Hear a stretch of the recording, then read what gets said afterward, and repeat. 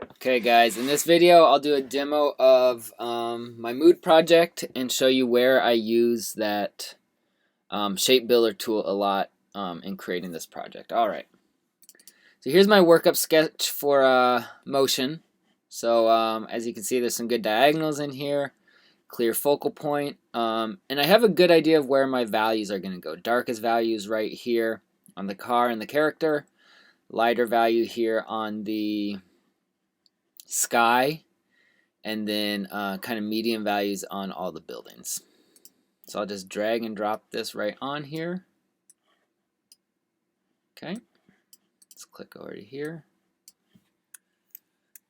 Now I could make a slightly larger artboard so this horizontal composition fits on there better, but this will be fine. Alright, so make sure you're using your layers a lot. Once this is on there, I want to turn the layer that this sketches onto into a template layer and build from there. So open up my layers panel. If it's not here, it's under window, layers, and I want to make this a template layer. So double click this little square and check the box for template. Click OK. So now it's locked and dimmed, and it will appear when I use that Command Y feature, or it won't disappear. Alright, so generally the general rule of thumb here is build from background to foreground and big shapes to small shapes. Build in shapes first, and then you can add strokes in a few other places if need be. Alright, so I'm going to make a new layer, call this one background, and just put a big rectangle over here. So I'm going to turn off the stroke. All these shapes that I'm going to do first, I'm going to do a no stroke. So I'm just going to put a light background there. Okay, hit Control Y, see if there's anything else I need to add. I'm zooming in with Command plus or Control plus if you're on PC.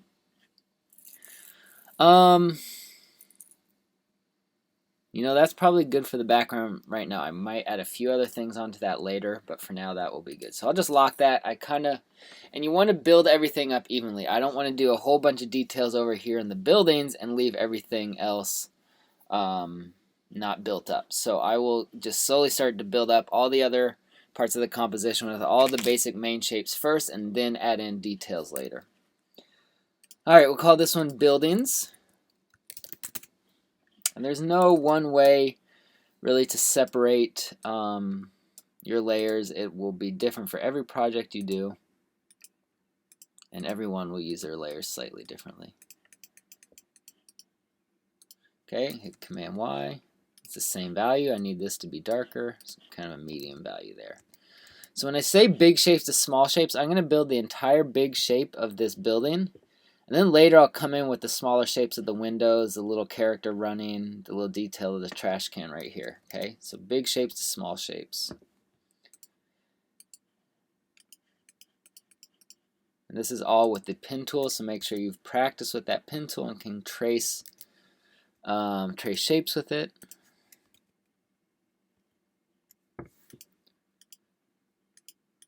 Just tracing the little street light here.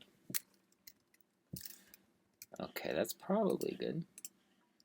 Alright, so what I'm going to do now, so notice how these come, I build these shapes all the way below under here, but I don't worry about stopping along this line, because my next layer, so that was buildings, I'm going to call this the ground. So I'm going to have one layer just for the ground, because I know the ground I'm going to eventually put a bunch of strokes on it to give those kind of speed lines and motion lines there. Okay, one big shape for the ground. So remember, when you're using that pen tool, try and use as few anchor points as possible. It'll create smoother shapes for you. So this one's kind of tricky here to get this one really big smooth curve along the ground. So it might take me a couple tries to get this. There we go. I think that's close to the sketch. I want this to be darker. And as a general rule of thumb, things that are closer to you should be darker. So the ground is closer than the buildings, so it's a little darker, and the buildings are closer than the sky, so it's a little darker as well. Alright, I'm going to call that good for that layer. Make a new one for the car. So this is another example of big shapes to small shapes. I'm going to do the entire silhouette shape of this car. Police vehicle here. And then I will just, in a few places,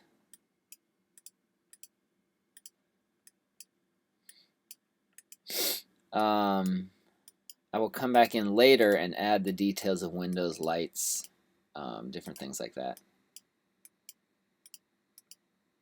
But hopefully if you did a good job designing your shapes, even without details, you should still be able to tell what that is. So even if I don't add any lights or license plate or grill or anything on here, you should still hopefully be able to tell it's a car. So there we go. There's the silhouette.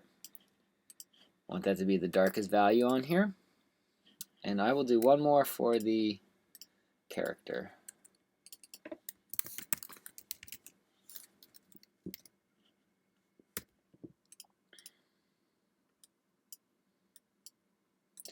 So this is a more intricate shape, lots of little changes. So make sure you're practicing with that pen tool so you'll get all those unusual shapes. If you need to go back to those pen tool videos or those pen tool exercises I sent everyone a few weeks ago, feel free to do that just so you feel more comfortable using the program.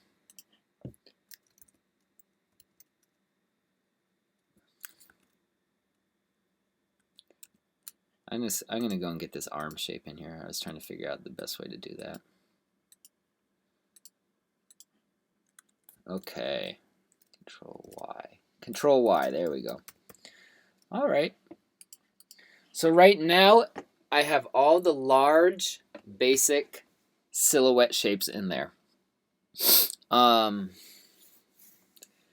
So I mean, you could technically consider this done because there's a good focal point.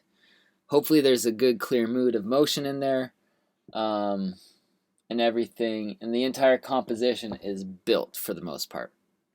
But if you were to stop here, I would just say it needs some more complexity. So just more details, smaller shapes in a few places, things like that. Okay, so let's just work on this car a little bit more, and I'm going to show you how I use the shape builder tool on this car. So I'm going to just turn off that layer there. Okay, so I want to make the lights here on the top of the car a lighter value. So I'm just going to build a shape that overlaps at that top little section, and this is where I will use the shape builder tool. Okay, we want it lighter so it stands out from the background. There we go. Okay, so I'm going to select this new shape I just drew, which is going to be the shape or the value of the lights. Select the car shape, so just by holding shift click, I selected both. Then I switch to the shape builder tool right here, shift M. As I mouse over this, I want to get rid of this little excess part here. So all I'm going to do is hold option, changes that plus to a minus, and I can click and get rid of that. Okay, if you need to brush up on that shape builder tool, there's a couple videos from last week on how to use that. And I'm going to do the same thing here for this under part of the car. I want this to be completely solid black, so we have some solid black on the focal point. Select both the car shape and this lower blob shape builder tool. Can get rid of this whole section. Hold option and click. I believe it's holding alt on PC. Okay, lighter value for the bumper here.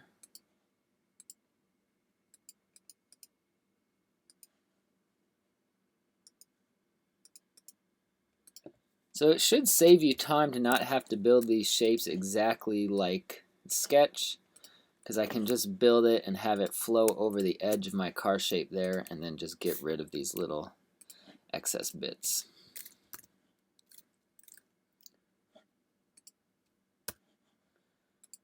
And shape for the license plate. This will be lighter. Shape for the lights.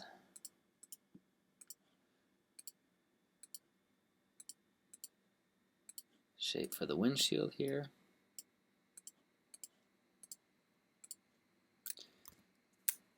I want these to be lighter so I get some good value contrast. So you can select multiple things at once. I just held shift and clicked on those 3 shapes.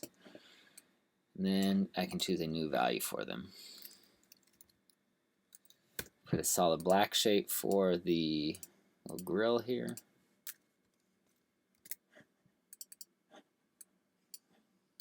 There we go. Okay. So I could come back in here and probably put a little bit more details if I wanted. I could put a little reflection on the windshield, these 2 lines here, but that's probably good for now. Now I'm just going to go around the composition and add some more details other places. So let's go back to the background. Now let's go to the buildings here. So I'll unlock that.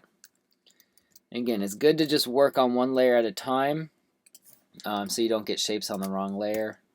Can allow you to keep it organized so you don't accidentally mess up something you've created before. Alright, that's just a little too dark for those. I don't want them to get that much attention, but we do want them darker. There we go. Not as much value contrast there.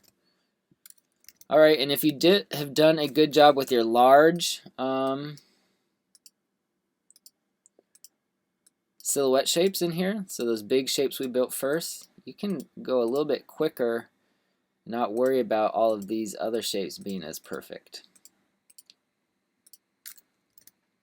Oops. So they are all the same value as my building, so I'm going to have to select those. If I wasn't able to find them because they kind of disappeared there, I can kind of just mouse over and see where those lost shapes are. I'm just going to hold shift. There we go. I want these all to be a darker value. There we go. Come over here and do the same thing on this side. Just going to try and go pretty fast through here so you don't need to spend time. Watch me draw windows. They're all the same value.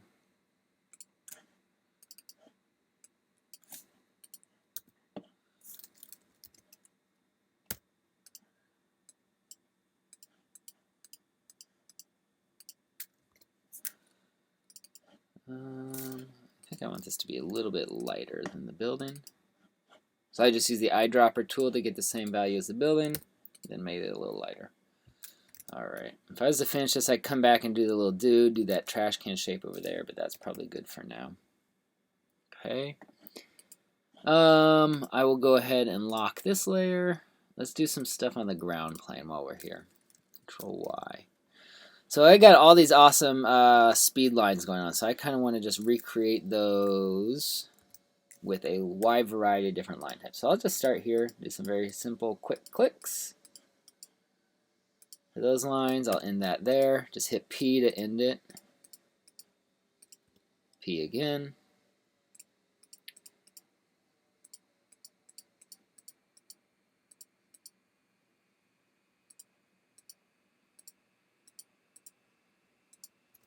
Okay, let's see how these are looking. Oh, that kind of looks cool as shapes, actually. I'll leave some of these as shapes because I like how that looks. Let's switch this over to strokes. Come up here, click right on the stroke, and put some of those different stroke characteristics on there. So remember, you click the basic up here, this little button in the corner. I've seen a lot of people use these. And just see which one of these might work. I just want a little texture in there, get some variety.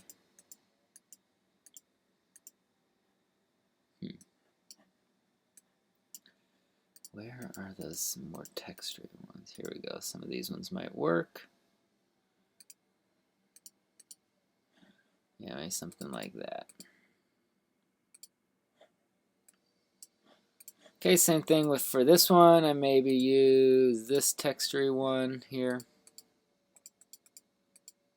Oops. There we go. Okay, and I could just copy and paste this one as well. If I wanted to, maybe change the value just a little bit so it's not exactly the same.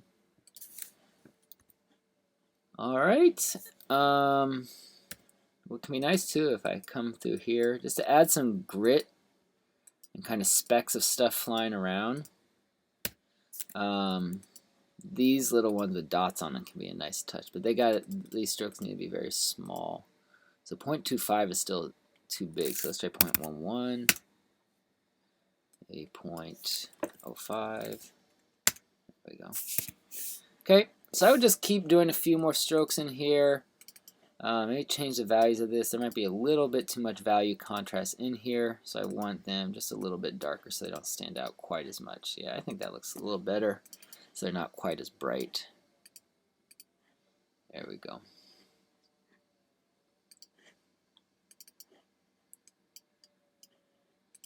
So you want some busyness down there. Remember, it is nice to get a little section of busyness in there.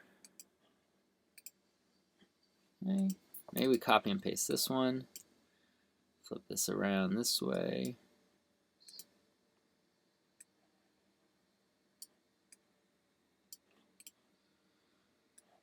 Okay. So yeah, this is all on my ground layer there.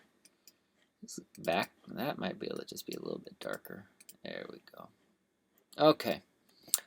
Yeah, this is getting close. So that's the main way I go through and build that. I could go here and add some more details on the character, add some details in the background. So let me show you my finished version of this I have.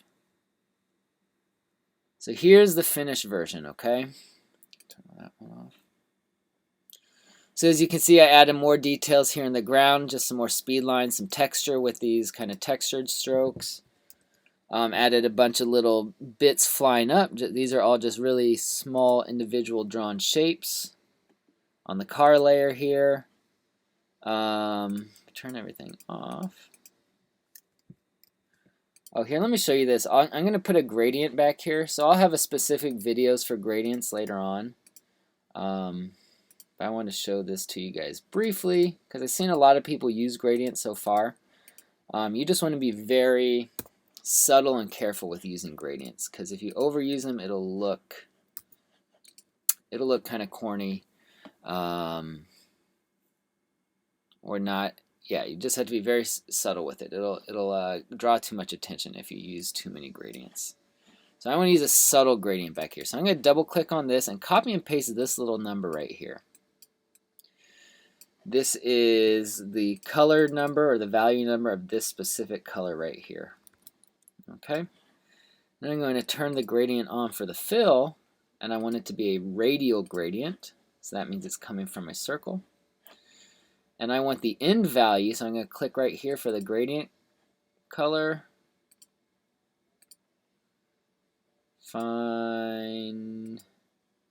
Here, so then I can paste that color value right there. There we go. All right, and I get out my gradient tool here, and this can allow me. So now I want this to, this to be a little darker than that. So I'm going to change this to HSB. There we go. So this can be a good way to draw attention right around your focal point and get more value contrast in there. Okay. So I'll have another video where I show you specifically all the different ways to adjust your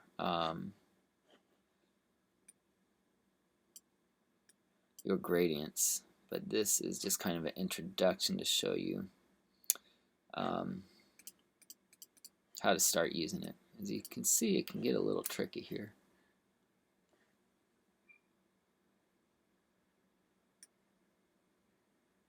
There we go. Alright, so I'll go back. So yeah, I'll have a specific video, but that can be a good place to use gradients, usually in the far background in a sky in an area with a large flat value. So here you can see my gradient on here. I also added a few telephone lines there in the background. Added some more details in the buildings. I think they got a little bit darker and that works better as well.